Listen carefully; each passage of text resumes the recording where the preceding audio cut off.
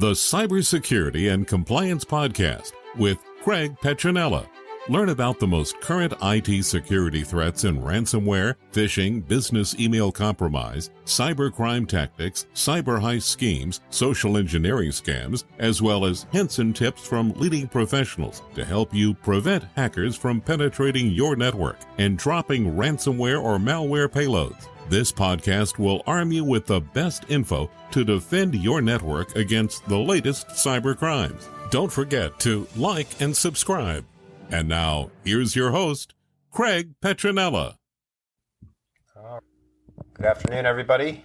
My name is Craig Petronella. Welcome to another Cybersecurity podcast live with BJ. Hey. Hello. Topic did you guys choose for the day? We wanted to take a look at the Coinbase issues that are going on right now and talk about what people can do to protect themselves, because this is, after doing some research in it, this is pretty bad. Yeah. Did you see that one that was like, what was it, $17 million? Yeah, in a matter of 10 minutes. Yep.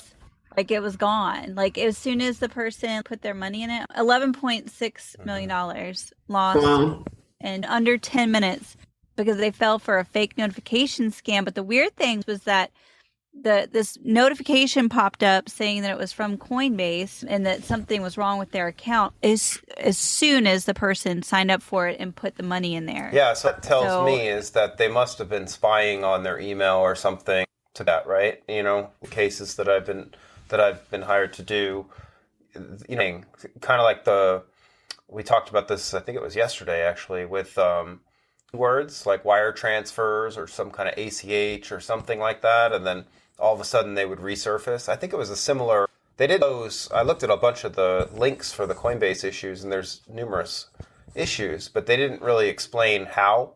This is how it. Yeah, because I think they're unsure at this point. I think what it sounds like to me is that it's either, like you're saying, that there's been somebody on their account, or it could have been speculation, but how do we know it wasn't an insider Well, job that's you. And the other thing that's a little nerve-wracking, at least from my perspective from the cybersecurity side, is it was a little confusing how Coinbase custody, which is separate, that Coinbase custody is their secure wallet than Coinbase.com. They're two separate entities. So the Coinbase custody has what's called a SOC 2 Type 2 report, but the regular one doesn't appear to have anything. Pretty alarming. And then if you look at some of the other exchanges, they have much more security. I know when we were doing some more, I think we talked about this on another podcast as well, with leverage trading and things like that, wallet address on Kraken without, authenticating like 5 times or whatever it was. It wasn't something somebody could have done. There's knowledge. But yeah, it's fairly complicated. You know what else I've noticed about Coinbase is, because I use both. I use Coinbase and I use the one that's like the one that has the lesser securities that you described, not the one that has all the SOC 2 type 2 stuff. Well, it's custody to trade. It's storage. It's just cold storage. It's their platform. Yeah, but they have the Coinbase. Okay, maybe I'm confusing two different things, because they have Coinbase app and then they have Coinbase wallet or something. They're two different things. Coinbase, and then they have Coinbase Pro. So Coinbase is like the down version, and then Coinbase Pro has got some more advanced graphing and things like that for more like day trading. And the two, and if those are the right two that I'm thinking of, they're not interchangeable. You have to sign up for them separately and set up wallets for them. But you actually can use one account, but the wallets are not the same. You have but they are like, you can switch. Like if you're Coinbase, you can go to Coinbase Pro without a whole another ID verified wallet, or user account. But the wallet addresses are different. Is different. Because I use an Apple phone, so I set up facial recognition like to log in as a second step. It has to authorize my face. It keeps dropping off for some reason. So I've set it up multiple times, and it'll work for a few days, and it'll keep making me do the face verification, and then it'll drop off, and then it doesn't require it. And I don't know why it's dropping off, because I'm not changing anything in the settings. But something's inconsistent with the technology they're using, because it's not staying there. That setting is not staying. The other thing that was pretty alarming when I was looking at some of the news articles and doing some research, and there was one article about the attorney that had I think it was about $1 million him and his wife had in crypto. Yeah. And it sounded like he had multi-factor enabled, and then he was driving or something, and then he got a notification. I think it said that the notification was by text message. I'd have to go back and look at it. Yep. Got it pulled up here. Okay. You're correct. So that notification was obviously the bad actor and out. And it was just a big mess. And nobody gave an answer on how it all happened. An insider job, or is it, what's going on? Is the lack of a SOC report, and it's kind of alarming. There's some, we talk about in different kinds of frameworks around NIST 800-171 and ISO 27001 and all these different regulatory frameworks. And they're a public available download for Coinbase. Yeah, so what it says here too, which I think is really interesting, just reading, I'll post this link, but it says that the retired attorney clicked on the message which said someone had logged into his account. So it was actually accurate, but then he logged on and soon he got an email that his two-factor authentication had been changed. So his security settings had been compromised somehow, right? So he was able to log in and he watched it as they were withdrawing, but he couldn't do anything. And the problem is that Coinbase, they only have email. They've since changed it, but there's nobody that you can they didn't have any phone lines to contact anybody there to stop it. So he was just watching this happen as they took $700,000. But you would think that there would be some kind of additional security safeguards around, logging in, even if they successfully authenticate. If they're coming an adversarial country and the ID verification check was like New York or Florida or whatever, well, probably going to throw a red flag, right? So why would he notify him and say, look, is this you? Kind of like a credit card. When you're out of town on vacation and you don't go to that place to use the gas station or whatever to fill up your car, sometimes alert. So why isn't there kind of technology like that there?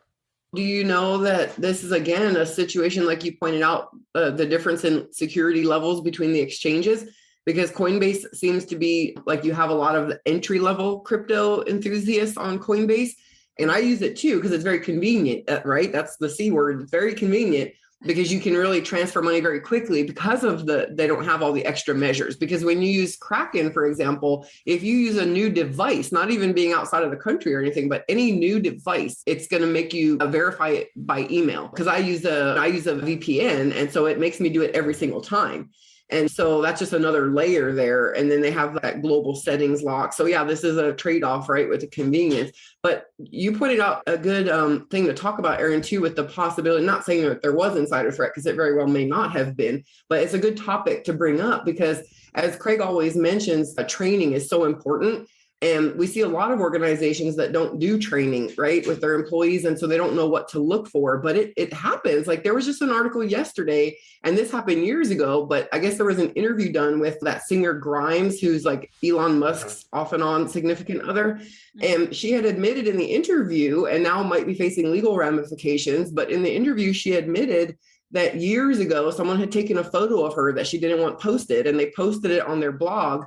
And she had a friend who worked at a gaming company, and that friend tapped into the network somehow and did a DDoS on them to get that picture down. And they blackmailed them and told them they had to take the picture down or they wouldn't get it back up.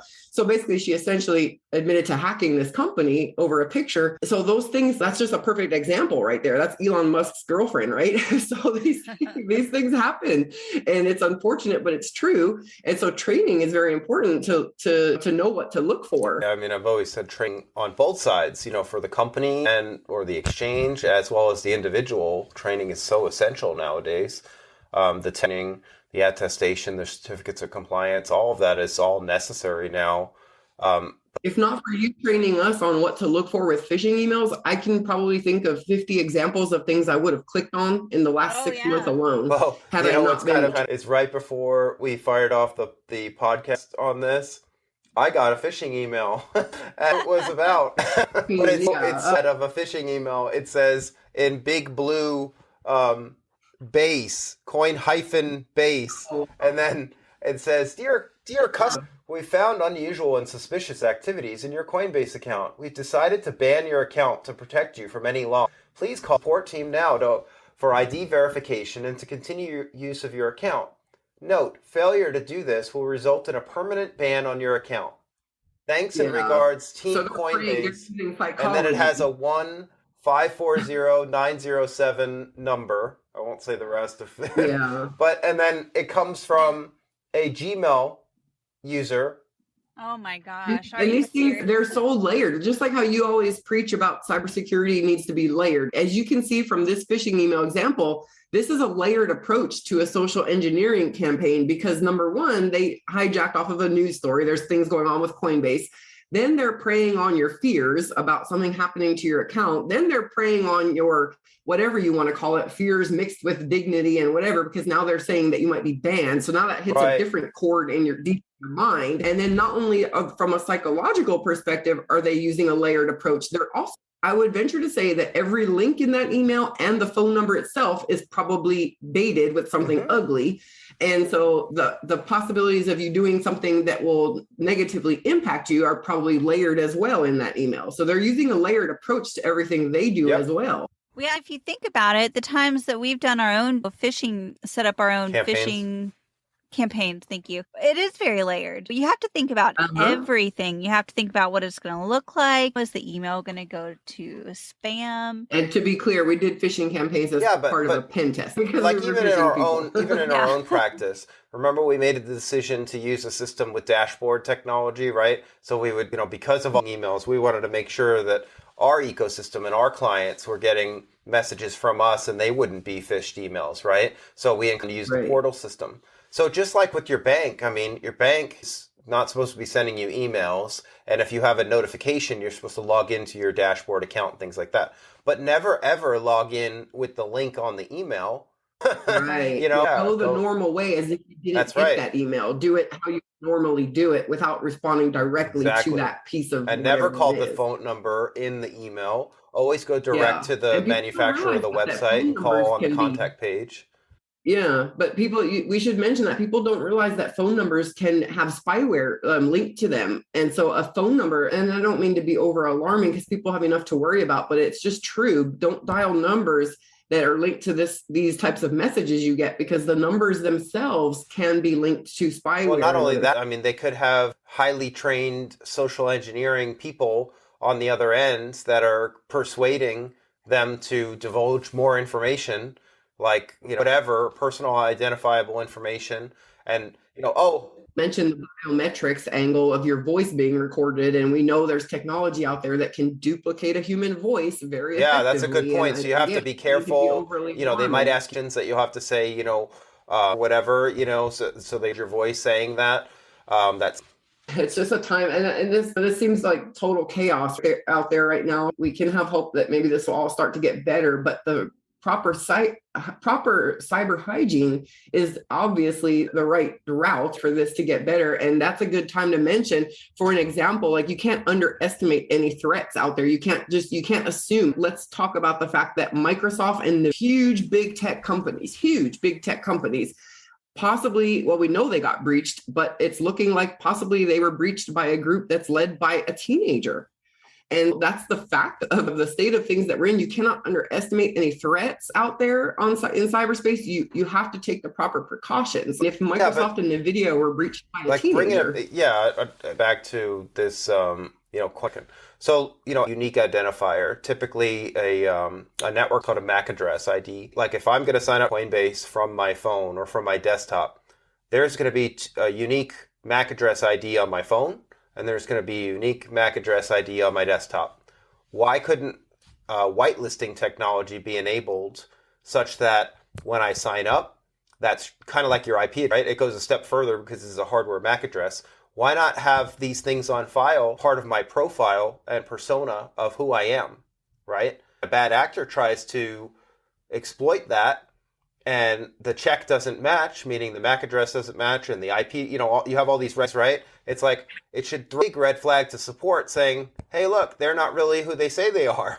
It could, if those proper steps were taken. But that's my goal. I mean, if the proper steps were taken. But my point, though, is that the business, needs security seriously and be taking it more seriously than the average consumer. So these are like basic things that should be done for any business, like a bank, anything.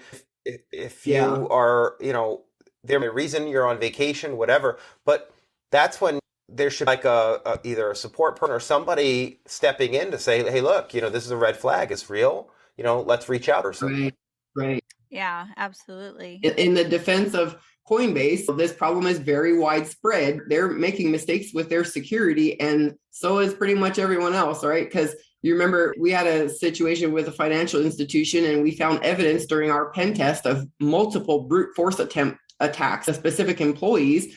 And it didn't seem to be too alarming to staff. And we and our partners with the AI-driven software found it to be very alarming. It's just a common and very widespread problem, right? That the proper, like Craig, you're very meticulous about cybersecurity and cyber layers. And you have a very pristine, like you set up a very pristine environment in your cyberspace.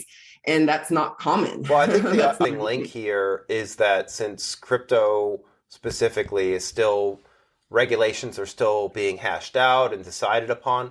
I think the big differentiator, though, of a bank, for example, like if any consumer goes and opens a bank account, they immediately get what's called FDIC insurance on that bank account. I can't remember if it's like 100,000 or 250,000 or something like that, where if something were to happen, insurance, right? Where I'm not aware of any kind of insurance like that exists on the crypto side yet. No, there is, but I've never seen it. No, cyberspace and then crypto definitely falls under that umbrella as the Wild West, right? We get calls all the time from people that are frantic about hacks that they think have happened on their home network or small business network. And there's a common misconception that there's like a Ghostbuster line to call for cyber events that have happened. And people don't realize there's really not anyone to call. Like you could call a private business like us and enlist our services. But as far as like public assistance, like a 911 type situation, like there's not anyone to call. It's just like out of scope, complicated, right? I mean, it's cutting edge, and even the government, as we know, has been behind on their cyber hygiene. Yeah, so it's exchanges, it's banks, it's everyday businesses, it's the supply chain. I mean, these issues are everywhere. But I think if we can, and I've said this before, if we can simmer down these regulations, CMMC, that's the most modern framework, make everybody, make every business of all shapes and forms adhere to that standard, simplify it, do the third-party audits, do the assessments, do the third-party pen tests, all that stuff, do the checks and balances, keeping cyber and IT separate. That's the way. That's the way forward. I mean, that's the way to. And even as a more basic starting point, just that list that was linked to the Biden announcement that was MFA, the newest and most modern effective cyber tools, and enlist help of a professional. Don't try to go at it alone. Well, going back to the MFA though, wasn't there something at Coinbase that there was an issue with their MFA? And you've been hearing a lot about possible problems. So with how do you MFA. know? And again, I don't know. I'm just going to say it anyway. How do you know that all these? There's not just one or people. There's isn't there like thousands of people that this is. 6,000. Yeah, so over 6,000 or 6,000 people, this is affected. That's not a small number. Yeah. Now, is it possible, and again, I'm speculating when I say this, but is it possible that all of them kind of fell victim to fraud? Yeah, that's a good question. A full investigation and forensic would have to be done. But my point is that it's kind of interesting that so many people are affected. Then this flaw happens. And then then people are like left without the money, right? Their basically life savings were drained, and they have no recourse. You know what I mean? Like it just doesn't seem right. Yeah, actually, speaking on that too, there's something that I highlighted in here of the guy the retired lawyer that got $700,000 stolen from him. Him and his wife or something. It was a lot. Anyway, go ahead. Yeah, it equaled like 700. There's two different ones. There's one that was like 11.6 million, but theirs was the one that was only $700,000. But it says here they eventually did set up a call center so that you can speak to somebody live, but they have very strict regulations about who can actually call. And then so after they finally set that up, he talked to somebody, and after a couple months, they gave him $500 in Bitcoin. Yeah, I saw that. I mean, so he says it felt like they kicked sand in my face. Is there even anybody senior at Coinbase looking at this? Somebody make a calculation and said, okay, this is what happened to this guy. He lost 21 Bitcoin. Let's give him $500. Here's the thing. So that guy was a lawyer that this happened to, right? So lawyers are sophisticated, right? Why would they? And again, I'm speculating. I don't know enough about this situation. It's just this whole thing is quite puzzling for me from a cyber perspective. Why give him $500 in Bitcoin, or any for that matter, if their stance is they didn't do anything wrong? I guess they labeled it like a courtesy credit of some sort, which is more of an institutional credit. Oh, thank you. This is what's that 0.1% or something like that? Pretty low, but the crypto is a different animal because a lot of people that are crypto enthusiasts and believers are putting their life savings into crypto. And so this is a real dangerous situation for the common folk because a lot of people are putting their hopes and money into crypto, like all of it. And so I've said times the golden rule for that is store it on a cold wallet. People have said, well, what if the fails? The funds don't actually live on that hardware. Their wallet, which is the 24-word passphrase. So you get the hardware. So as long as you have that, have your money. Now, like if you were obviously hardware is going to fail, right? But everyone listening, never ever disclose that 24-word. That is everything for you. That you have to protect that like a golden bar. Anybody, don't type it on anything on your computer. Don't digitize it. It needs to be physically secured in a safe or wherever. I would not copy it, because if any gets that those 24 words, they can recreate that wallet and liquidate it. They don't have the hardware. A lot of people think, oh, it's really in this. Here, I'll show you one. This ledger, that's where all my crypto goes, and it's cold because it's not connected to anything. That's there? Yeah, this is the Bluetooth LED Nano X. So, my crypto's here. No, the crypto, when you get this thing, and by the way, don't ever buy one of these unless you buy it direct from the manufacturer. Never buy from a reseller. Never, ever buy it from eBay. My point is when you set that thing up, the first thing that you do is it says, okay, we need to create your wallet. We're going to give you 24 words, and it shows you all these different words, and then you write them down. You physically write them in pen on a card it comes with, okay? That is the creation with cryptography of your wallet. Okay, so I want to buy 5 of these, like physically. Then what's the point of having what's the point of that thing in your hand then if the 24 words are the wallet? Why do you need that machine? Because this gives you the ability to run it and to your computer to authorize transactions. Okay, so that's the function of the hardware. But okay, so that you don't have to type the 24 words. You're protecting the 24 everything. Words. The 24 words are remember we talked about hashing and salting? They're hashed in this. Oh. So the only thing that you have to remember as a human is the PIN number. But so you're protecting the 24 words by using that device there. Yeah. Because the 24 words are really where your 24 words are where your money is. So like if I want... And that from a cryptography standpoint, that's more secure than a 24-digit password. You have 24 words. They're 24 separate words, much more secure. Yeah, that's an increase for sure. So you can take this thing, you can literally buy 2 of them, or 3 of them, or 5 of them, or 10 of them. You could set them all up with that same 24-word passphrase. And then they're all clones of one another. They're all exactly the same. You can hand them out to family or trusted members. And then when you want to authorize a transaction, you can do that. There's other things called multi-sig and more advanced things that are even far more secure than that. But if most people would just use cold wallets, then a lot of this stuff would be so much more secure. Oh, wow. Because then you still need, even if someone gets your cold wallet, let's just say someone steals it physically from your house. Somebody stole this from my house, the PIN number. Yeah. Okay. So you just never write that down. You never keep it. But I didn't realize that the 24 words was actually the money. So that's like the knowledge is the power, and you're protecting the knowledge by backing it to that device and linking it through a code. That's real. So that makes a lot of sense. So that definitely sounds like the right way to store crypto. Yeah. I got a question too about that. Can you use like an authenticator or a one-time, was it OTAP, one-time authentication password? So like that that I showed you. So Ledger has software called Ledger Live that you can connect. And when you connect with Ledger Live, it asks you to physically connect it or use Bluetooth and then use your PIN number to authenticate. And then you have to accept or allow the transaction. So you have to go through those hoops. So let's say I want to send you Bitcoin I would have to have what's called the Bitcoin app on the Ledger device. I'd have to open the ledger, and the way to open it is to enter my PIN number. Once I enter my PIN number and it successfully authenticates, then I can open any of the apps on there. If I'm going to transfer Bitcoin or buy Bitcoin, I'm going to open the Bitcoin app, and then I'm going to communicate it with Ledger Live of what am I doing? Am I selling it, or am I buying it, transferring it, whatever? And then it'll say, okay, do you authorize this transaction? You have to approve or deny it within a certain period of time.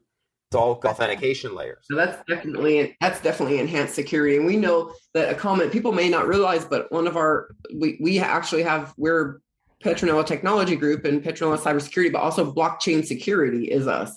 And this is a good time to mention that there's a very common misconception amongst the whole Web3 blockchain crypto crowd that blockchain is just inherently secure. And let me be clear, the blockchain itself, the chain, is considered an immutable record because each block has a portion of the previous block and it's held by so many different people or nodes.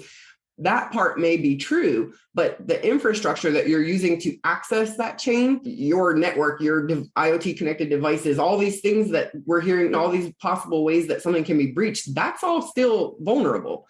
And so just because you are using crypto, it doesn't mean you're not susceptible to a breach or a hack. That's not true at all. The chain itself is considered secure, but nothing else other than the chain is considered secure. Like everything connected to the chain is still a vulnerability that you look at what happened. Look at what happened with Ethereum. I don't know if you remember, but when Ethereum first, there was a flaw with one of the smart contracts and millions of dollars where the Ethereum developers, I can't remember if he took them or something happened. I can't remember. I'd have to research it. But my point is that exploited the flaw, and the developer actually said, "I didn't steal the money. It was a flaw in the system." But I mean, obviously, ethics involved in that. But my point is that the Ethereum had to do what's called a hard fork and fork the whole network, the whole blockchain coding error. So my point is that even though the blockchain may be secure, the technology, because it's of the cryptography and then the mining and consensus and all the things that have to happen to add blocks to the chain, the other things like the code of the software, in this case, the smart contract code, if the code has a bug in it, smart contracts are, reduce zero trust, no humans making decisions. They're all like, if this happens, then this happens. And then money is moved and exchanged and sent or whatever, all on autopilot. So if that code is wrong and there's a wrong wallet address in there or whatever, it often is wrong. There's auditors that do this. And I interviewed one of them previously for a book you were writing.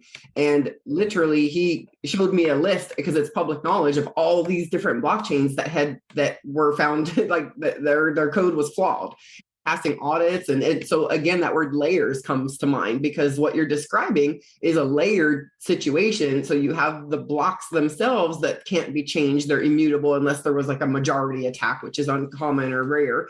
But other than that, there's all these different layers. The code itself could have flaws in it, and it does often, as we know from the auditors that we've spoken to. And then you have all the people's personal computers and their network and their IoT devices and their smart fridge that can affect everyone else on the network. So again, it's a layered problem. It's a layered situation. It's not just what people think, oh, crypto, Web3, blockchain, it's all secure, it's all immutable. No, the blocks are. Yeah, well, stolen funds, whatever exchange you're on, the point is that if funds moved without your authorization, even if you made a mistake, all of that's on a public blockchain.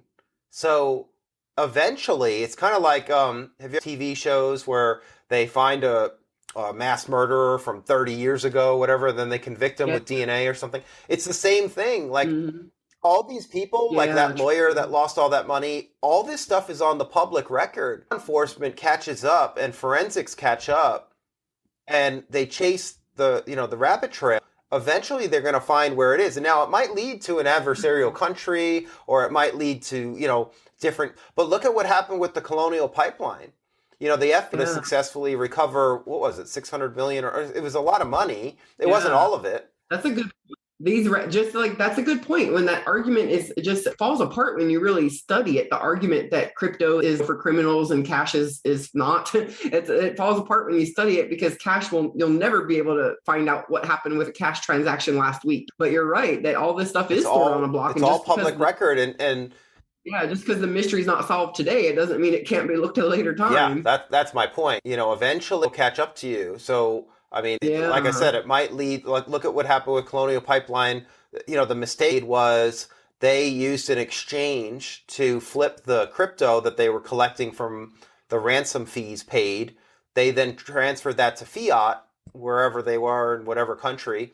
And then that's how they got busted, because the FBI was watching that exchange. They saw the transaction, and that's how they got nailed. So my point is that all these, we'll call them unsolved crypto mysteries, all these unsolved crypto mysteries, you're damned if you're a criminal, because it's all on there. Now, you may use, Bitcoin ATM, there's also other things to kind of anonymize that criminals can. But you can't do large, huge transactions like they're doing at a Bitcoin ATM. But my point is that maybe not all of it can be recovered, but it is all public record. You're right. Yeah. That's all there, and they lie. You're right, because you even have there's algorithms, right? That, let's just take all the people and the FBI out of the mix. There's algorithms that literally are the framework, the spine of all of these chains. They know where this stuff happened at, and that data is not going to go away. You're right. So when you look at it from that point of view, the argument that cash is the up and up way to transfer money and crypto is somehow dark, it makes no logical sense at all, because it's quite actually the opposite, I would say, because this is a system recorded. Is that not only is it recorded, but there's something called KYC, or know your customer, and ID verification checks and things like that. So let's say with the Colonial Pipeline or whatever, somewhere in the world, as crypto becomes there is more security and regulation, eventually people are going to have to disclose upon 100 Bitcoins, you know what I mean? And then obviously IRS and wherever else in the world, they're going to want tax money, because that's property or whatever they decide. But my point though is record, data, my opinion is that eventually it could be a solved crypto case from wherever. Yeah. It sounds like it's got the framework to be a far more secure system than cash could ever be, simply because cash does have an anonymous factor and crypto does every not. Transaction is recorded on that ledger. Even if you buy, those ledgers, or you buy a Trezor, or you other service or whatever, if you have Bitcoin or you have crypto and you're going to move it, you have to pay the transaction fees to move it. And that's the same for anybody. Even if you own the wallets, if you're going to move it from wallet to wallet, you got to pay the fees. And then the reason why is because you need to tell the world in the blockchain that your stuff doesn't live on this wallet anymore. It lives on this wallet. And all of those transactions, all those blocks are recorded on the public ledger. Yeah, you're right. It may be obscure and hard to read data right now, or hard to track data right now from where we are at technologically, but that doesn't mean it's going to stay that way. And that data is not going anywhere. It's stored permanently. All right, wrap up. Okay. All right, thanks. Yeah, have a great weekend, everybody. Yep. You too. All right, take care. Okay, bye-bye. Thanks for listening to the Cybersecurity and Compliance Podcast with Craig Petronella. For other episodes and more information, visit petronellatech.com. Also visit our other websites, compliancearmor.com and blockchainsecurity.com. Don't forget to like and subscribe. Thanks for listening, and stay secure.